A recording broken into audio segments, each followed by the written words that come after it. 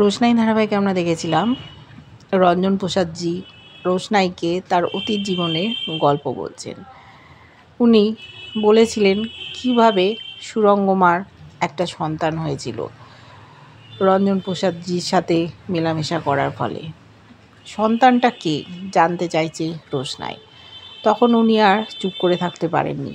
উনি তখন বলেছেন সুরঙ্গমা আর রঞ্জন প্রসাদজির যে সন্তান হয়েছিল সে আর কেউ না, রোশনাই, এখনকার নয়নতারা। ও চমকে গেছে যে ও সেই সন্তান।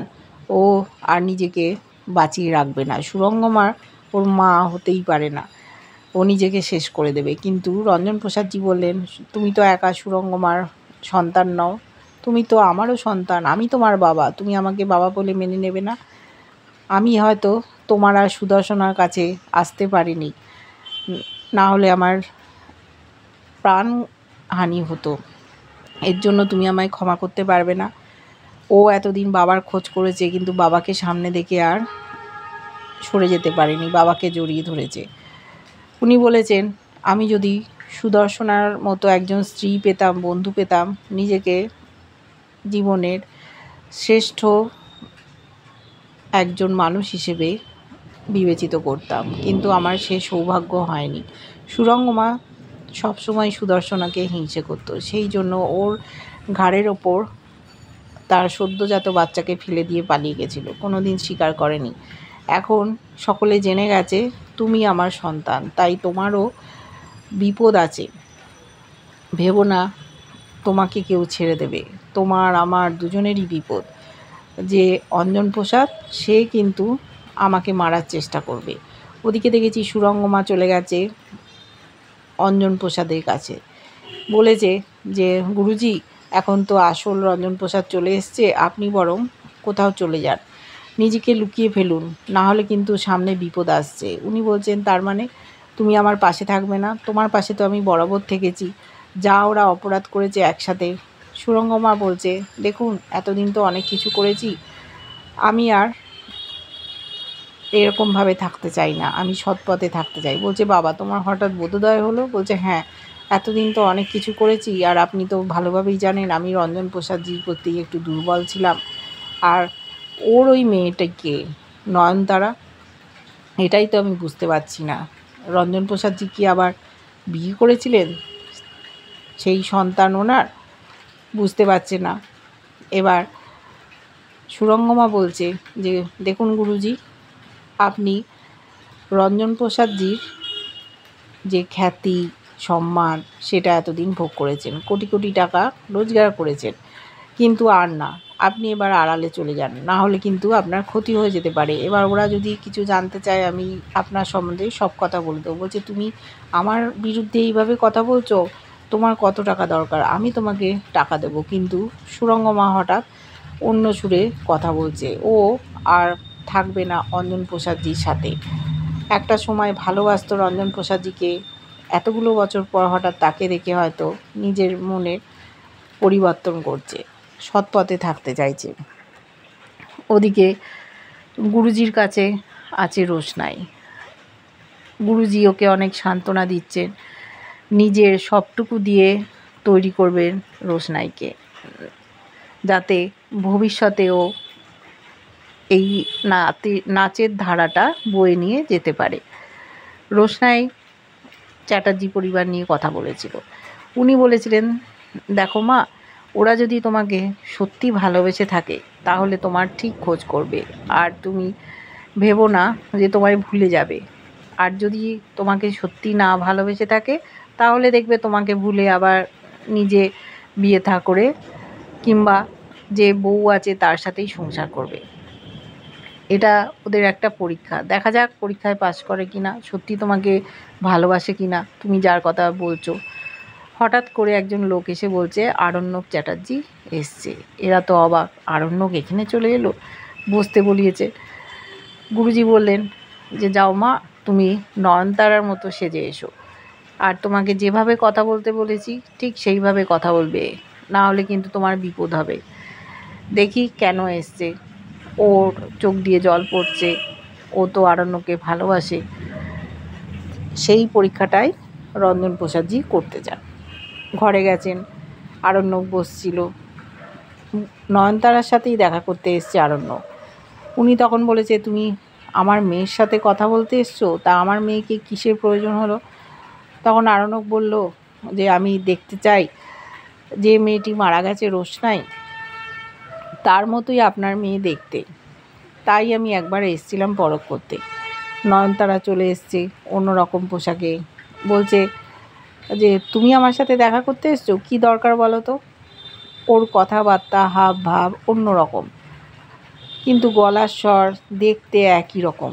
আরণ্যক অবাক হয়ে তাকিয়ে আছে, বলছে হ্যাঁ আপনার সাথে। তখন বলছে যে তুমি চা কফি কিছু খাবে, বলো আমি তাহলে আনছি। বলছে না কিছু খাবো না। বলছে খাও, আমার বাবার শিক্ষা যে তোমাকে একটু খাওয়াই, গেস্ট এলে খাওয়াতে হয়। ও তো কিছু খেতে চাইছে না, কথা বলতে চাইছে, কোত্থেকে এলো না এলো। গুরুজি বলছেন তোমার তো দেখা হয়ে গেছে, তুমি বাড়ি ফিরে যাও, নিজের মতো সংসার করো, তুমি ভুলে যাও মেয়েটিকে। তখন বলল ভোলা কি এত সহজ? বলল তোমার সাথে তো এমন কিছু সম্পর্ক ছিল না, তোমার প্রেমিকা ছিল। বলল না আমার স্ত্রী ছিল। একজন স্ত্রী হলে আর অন্য কাউকে কি স্ত্রী হিসেবে মানা যায়? আমাদের বিয়ে হয়েছিল মন্দিরে, যদিও কেউ মেনে নেয়নি, আমরা তো মেনেছিলাম। উনি তাকিয়ে দেখছেন রোশনাইয়ের দিকে।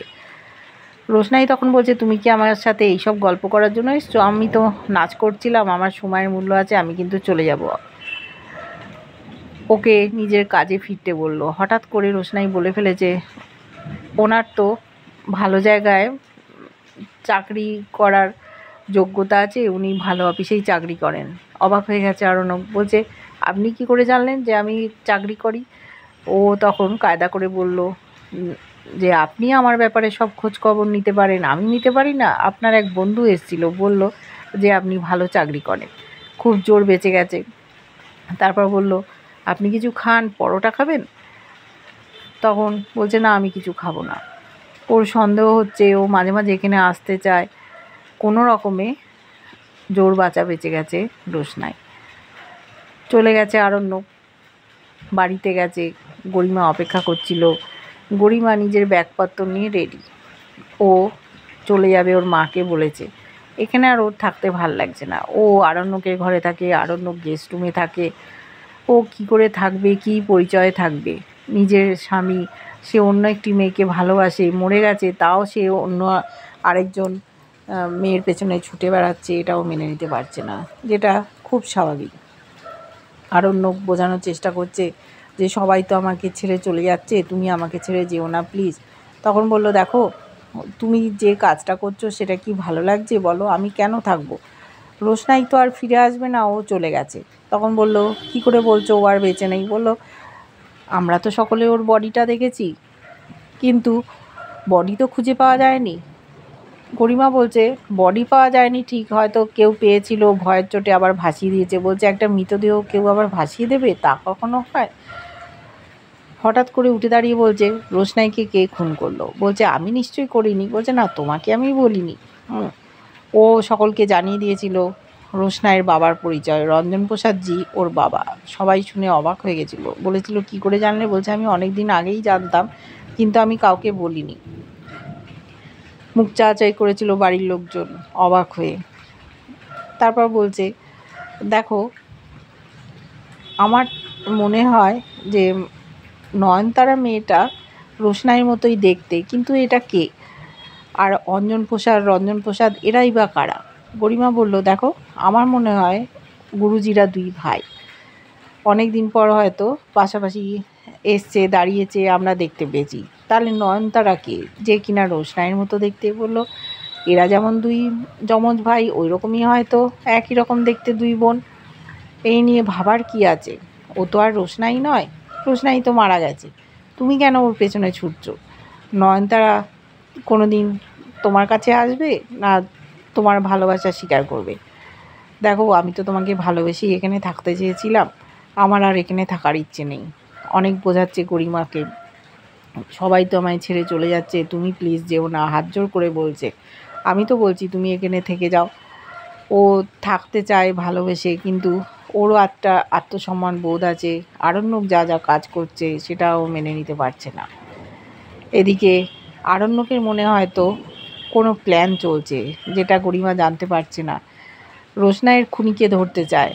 ওর মনে সন্দেহ যে নয়নতারাই হয়তো রোশনাই। কী করে ও প্রমাণ করবে? গুরুজিও চান যে প্রমাণ করুক আরণ্যক যে এ নয়নতারা না, এ রোশনাই ওর স্ত্রী। সেটা কি ও পারবে করতে? রোশনাইকে নাচ শেখাবেন গুরুজি, তৈরি করে দেবেন নয়নতারা হিসেবে, চতুর্দিকেও নাচ করে বেড়াবে। শেষ পর্যন্ত ওকে প্রমাণ করতে হবে যে ও নয়নতারা না, ও রোশনাই। এইভাবেই নিজেকে প্রতিষ্ঠা পেতে হবে। ওদের জীবনের অনেক ক্ষতি করে দিতে পারে এই সুরঙ্গমা আর অঞ্জন প্রসাদ, তাই ওদেরকে সাবধানে থাকতে হবে। কি করে মেয়েকে আগলে রাখবেন? অনেক দিন পর মেয়ের মুখটা দেখেছেন, কোনোদিনই সেরমভাবে মেয়ের মুখ দেখেননি, আড়ালে ছিলেন। এতদিন পর মেয়েকে দেখে উনি মেয়ের কাছছাড়া হতে চান না। ওদিকে আরণ্যকও অস্থির হয়ে যাচ্ছে রোশনাইয়ের জন্য। বাড়ির লোকেরা বলেছিল যে রোশনাই আর বেঁচে নেই, ওই মেয়েটি আলাদা, কিন্তু ও বিশ্বাস করতে পারছে না। গরিমা ওকে বোঝানোর চেষ্টা করছে। সুরঙ্গমা খোঁজ খবর করবে কোথায় রঞ্জন প্রসাদজি আছে, নয়নতারা মেয়েটাই বা কে। সবাই মিলে খোঁজ শুরু করেছে। দেখতে থাকবো ধারাবাহিকটা। কেমন লাগছে জানিও। ভালো লাগলে লাইক, কমেন্ট, সাবস্ক্রাইব করে যারা ফেসবুক পেজ থেকে দেখছো ফলো করে সাথে